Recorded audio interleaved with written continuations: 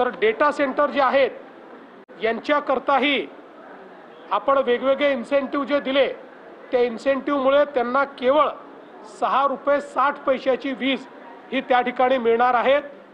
एकूणच उद्योगाकरता, व्यापाराकरता आणि घरगुती करता पहिल्यांदाच आपण नव्याने हे वीज दर देऊन एक मोठी सूट आपल्या ग्राहकांना देण्यात यशस्वी झालेलो आहे। थोड्या वेळापूर्वी कामकाज समितीची बैठक सुद्धा समाप्त झाली आणि अधिवेशनाच्या संदर्भात तारीख सुद्धा निश्चित करण्यात आली, काय सांगा? 3 आठवड्याचं कामकाज निश्चित करण्यात आलेलं आहे आणि आम्ही कामकाजात कुठलाही कट मागितलेला नाही, सांगितलेला नाही। ठरल्याप्रमाणे पूर्ण कामकाज आम्ही करतो आहोत। सर, आनंदाची बातमी आणखी तुम्ही दिलेली होती केंद्राकडून मेट्रोच्या संदर्भामध्ये, काय नेमकी माहिती आहे आता?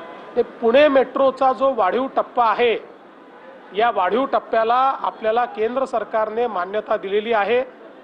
जवळपास 3000 कोटी रुपयाची मान्यता आपल्याला मिळालेली आहे।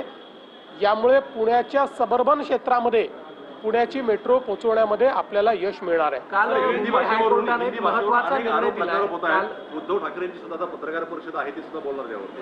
नाही, माझं उद्धवजींना एवढंच सांगणं असेल की मराठी भाषेमध्ये टोमण्यापेक्षा चांगले अलंकार आहेत, त्या अलंकाराचा त्यांनी उपयोग केला तर अधिक चांगलं होईल। यापेक्षा जास्त मला काहीच सांगायचं नाही, कारण हिंदी सक्ती नाहीच, मराठी सक्ती आहे, हिंदी ऑप्शनल आहे।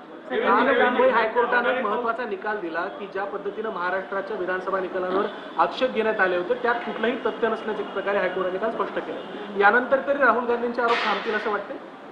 मला असं वाटतं राहुल गांधींचा या देशाच्या संविधानावर विश्वास असेल, देशाच्या लोकशाहीवर विश्वास असेल आणि देशाच्या न्यायालय पद्धतीवर विश्वास असेल तर आता तरी ते महाराष्ट्राच्या निवडणुकीच्या विषयात बोलणार नाहीत। काल अतिशय विस्तृत निकाल हा माननीय उच्च न्यायालयाने दिलेला आहे आणि या निवडणुकीवर प्रश्नचिन्ह उभे करणाऱ्यांचं तोंड बंद करण्याचं काम पुराव्यांसहित, लॉजिकसहित, न्यायासहित आणि संविधानासहित माननीय उच्च न्यायालयाने दिला आहे। यानंतरही काही लोक झोपेचं सोंग घेऊन जर झोपल्यासारखं करतील तर ये पब्लिक है, ये सब जानती है। शक्तीपीठ महामार्गामध्ये वित्त विभागाने काही शेरे मारलेले आहेत, कर्जाचा डोंगर वाढेल वगैरे।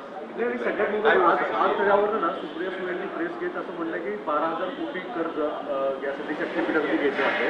एवढं मोठं उठाठेव का केला जातोय? कर्जाचं ओझं का वाढवलं? पहिली गोष्ट तर वित्त विभागाने कुठलाही असा आक्षेप घेतलेला नाही की जो वित्त विभाग कधी घेत नाही। वित्त विभागाचं कामच हे असतं की या सगळ्या गोष्टी पॉइंट आउट करणं, त्या त्यांनी पॉइंट आउट केलेल्या आहेत। त्यामुळे वित्त विभागाचा आक्षेप वगैरे असा याला म्हणता येत नाही। दुसरं,